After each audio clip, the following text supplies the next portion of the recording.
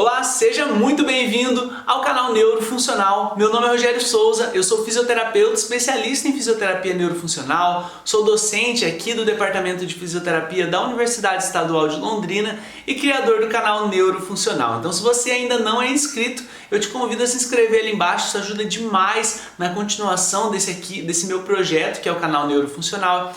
E essa aula que você vai assistir hoje é um trecho de uma aula lá do meu curso de Neuroanatomia e Fisiopatologia Clínica, onde você vai aprender as bases teóricas de uma forma totalmente direcionada para a prática clínica e uma forma simplificada. Então, se você ainda não faz parte dos mais de 1.700 alunos que eu tenho lá no curso, clica no link abaixo, entre na lista de espera que normalmente 2 vezes ao ano eu abro uma nova turma, beleza? Sem mais demoras, vamos estudar neuro!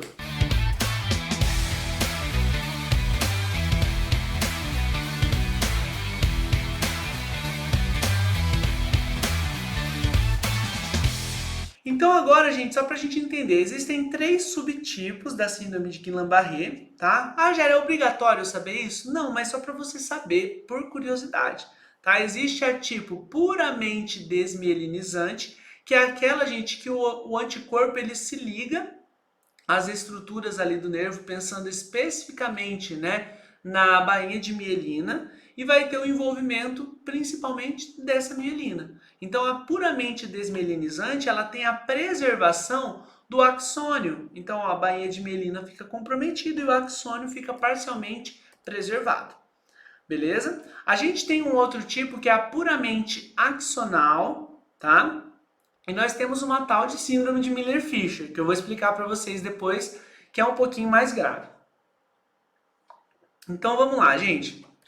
Na puramente axonal, agora ocorre a ligação nas estruturas relacionadas com o axônio, tá? Então aqui, gente, lembrando que entre as bainhas de mielina, a gente tem o quê? Os nódulos de Ranvier, tá? E normalmente é nesses nódulos que as imunoglobulinas vão atacar. E nesse caso, pensa comigo, o nódo de Ranvier, ele nada mais é do que axônio, tá? É uma parte ali que não tem mielina. Então esses gangliosídeos, né, que ficam presentes aqui nesses nódulos, eles são alvos das imunoglobulinas e vai acabar tendo uma perda do axônio. Então lembrando que é um pouquinho mais grave, ok?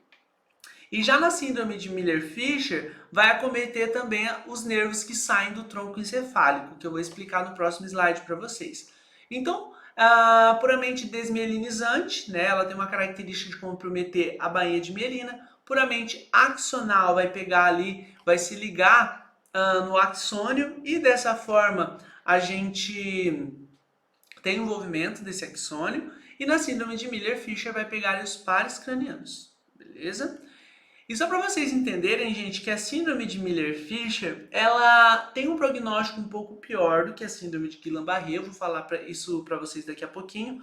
Mas o que é característico, Rogério? Além do quadro clínico da Guillain-Barré que a gente vai conhecer daqui a pouquinho, tá? Na síndrome de Miller-Fisher, né, tem uma tríade que inclui o quê? Uma oftalmoplegia, ou seja, os músculos que movimentam os olhos, eles ficam comprometidos. Se você não sabe o que é isso, você precisa voltar e assistir às aulas de pares cranianos, tá?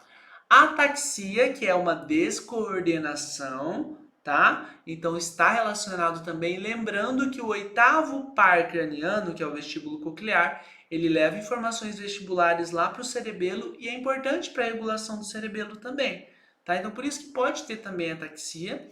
E a reflexia, lembrando que a reflexia ela é uma característica de lesão nervosa periférica também, beleza?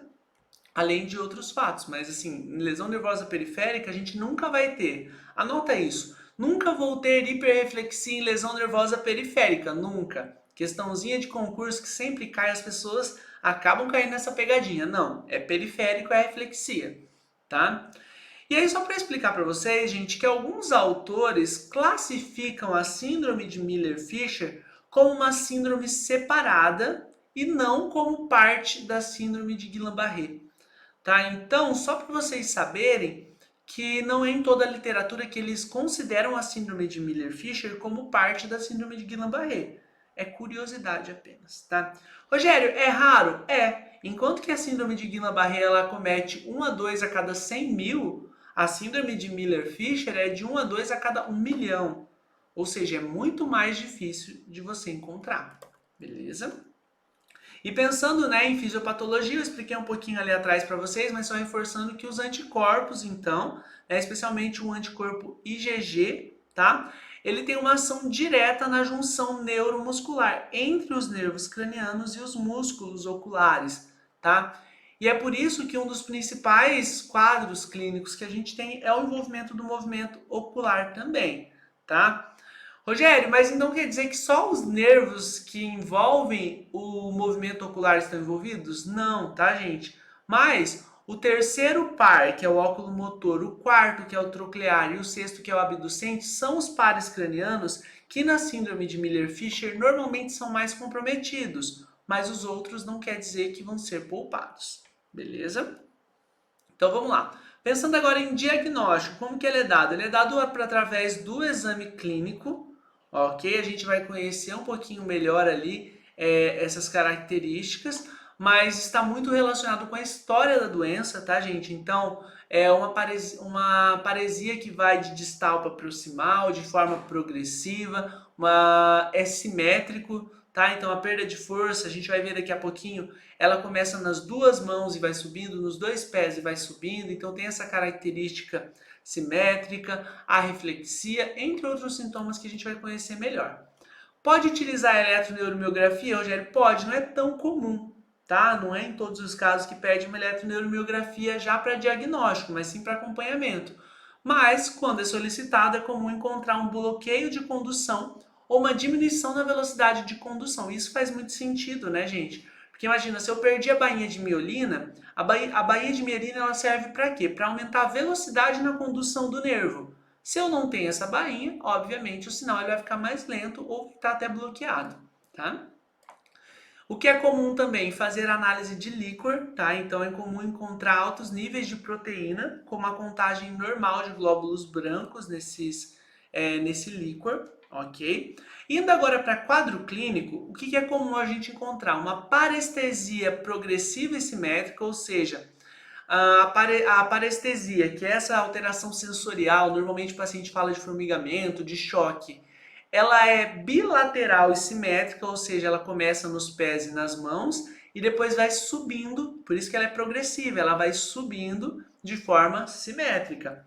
Da mesma forma, a plegia e a paresia também é progressiva, então normalmente começa nas mãos e nos pés, o paciente percebe uma certa fraqueza para fazer funções de manipulação, abrir uma porta, ligar o carro, essas coisas que envolvem o movimento da mão e depois isso vai piorando. O paciente passa de hipoestesia para anestesia, então tem uma alteração sensorial, inclusive os pacientes relatam anestesia, ou seja, dormência mesmo. Passa de hiporeflexia para arreflexia, então lembrando, né, gente, o reflexo, tanto a informação sensorial quanto motora do reflexo, passa pelo nervo. E se o nervo não está conduzindo informação, vai ter reflexo? Não, tá? Então normalmente esse paciente ele tem hipo ou arreflexia.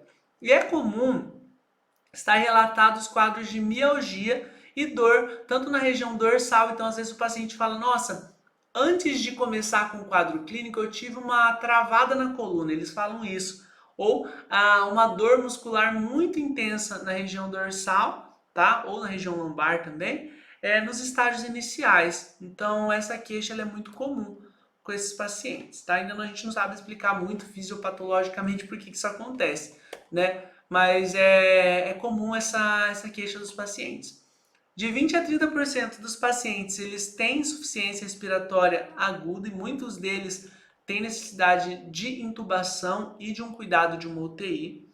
Discurso staccato, eu não sei se você sabe o que é isso, né? Staccato, ela é uma nota musical pequena, uma das menores, se não me engano a menor, né? Então isso quer dizer que o discurso staccato é caracterizado pelo paciente que fala pequenas frases. Por quê? Porque ele está em insuficiência respiratória, ele não consegue ficar conversando com você igual eu tô aqui.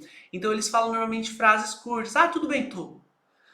Você vê que aquele paciente está respirando assim, ô seu José, dormiu? Dormi. Eles falam então frases curtas. Então por quê? Pela insuficiência respiratória também.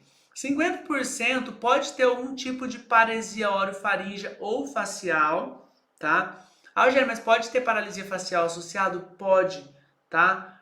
Não são todos, tá? E a gente sabe que para ter paralisia orofaríngea ou facial, 50% aí que vai desenvolver elas.